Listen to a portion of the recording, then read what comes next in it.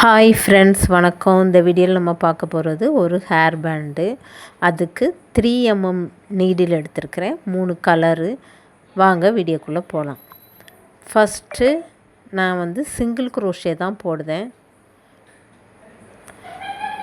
ஃபுல்லாகவே நான் அதில் ஃபஸ்ட்டு ஸ்டார்டிங்லேருந்து அந்த இது ஃபுல்லாகவே நான் சிங்கிள் குரோஷே தான் போட்டு கம்ப்ளீட் பண்ணுறேன். ஃபஸ்ட்டு நான் சாண்டில் கலரு த்ரெட்டை வச்சு தான் ஃபுல்லாக சிங்கிள் குரோஷேயும் போடுறேன். ஃபுல்லாக அது வரைக்கும் போட்டுட்டு காமிக்கிறேன்.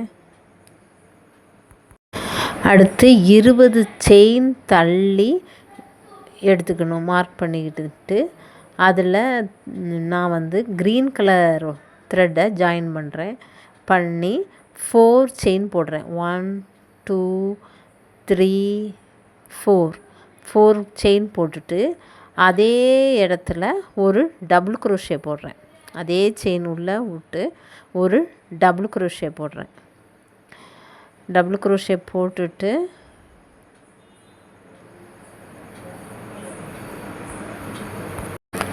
டபுள் குரோஷே போட்டு ஒரு செயின் போட்டுட்டு 3 செயினை ஷிப் பண்ணிவிட்டு 4வது செயினில் திரும்பியும் ஒரு டபுள் குரோஷே போடுறேன். அந்த த்ரெட்டு வழியாக ஒரு தடவை நீடில் சுற்றிட்டு செயின் உள்ளோடி கொடுத்து எடுத்து 2 லூப்பை விட்டுறணும். அதுக்கப்புறம் சுற்றி ஃபுல்லாக எடுக்கணும். அதுக்கப்புறம் திருப்பி ஒரு செயின் போட்டு அதே லூப் செயினில் திருப்பியும் ஒரு டபுள் குரோஷே போடுறேன். டபுள் குரோஷே போட்டதுக்கப்புறம் திருப்பி ஒரு செயின் போடுறேன். ஒரு செயின் போட்டுட்டு திருப்பி 3 செயின் ஷிப் பண்ணிவிட்டு 4வது செயினில் திருப்பி டபுள் குரோஷே போடுறேன். டபுள் குரோஷே போட்டு திருப்பி அதே மாதிரி டபுள் குரோஷே போட்டுட்டு ஒரு செயின் போட்டுட்டு அதே செயினில் திருப்பியும் ஒரு டபுள் குரோஷே போடுறேன். இதே மாதிரி இது வி ஷேப்பில் வரும். இதே மாதிரி க்ரீன் கலரை வச்சு ஃபுல்லாக 3 செயின் ஷிப் பண்ணிவிட்டு 4வது செயினில் 2 டபுள் குரோஷே வர்ற மாதிரி போட்டுட்டு ஃபுல்லாக கம்ப்ளீட் பண்ணிவிட்டு நான் காமிக்கிறேன். போட்டு முடித்தாச்சு. அடுத்து நான் இப்போது பிங்க் கலர் த்ரெட்டை எடுத்துக்கிட்டேன்.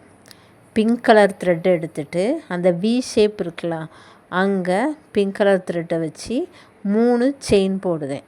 1 2 3 3 செயின் போட்டு திருப்பி அதில் 4 டபுள் குரோஷே போடுறேன். 4 டபுள் குரோஷே போட்டுட்டு காமிக்கிறேன். 1 அடுத்து 2 அடுத்து 3 3வது டபுள் குரோஷே போடுறேன்.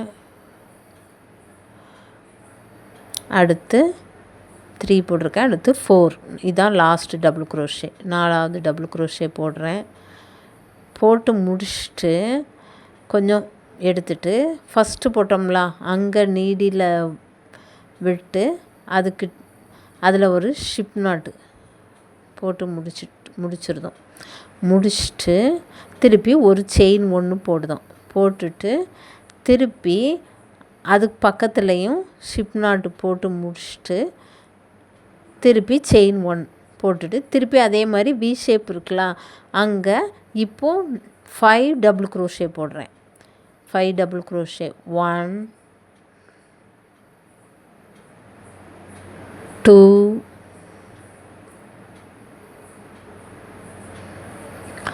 3 இது 3வது டபுள் குரோஷே. அடுத்து 4 4வது டபுள் குரோஷே. அடுத்து 5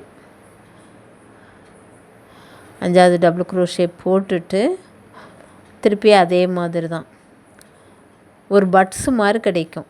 ஃபஸ்ட்டு இதில் நீடியில் விட்டு நம்ம அதை ஷிப் நாட் போடுறேன்.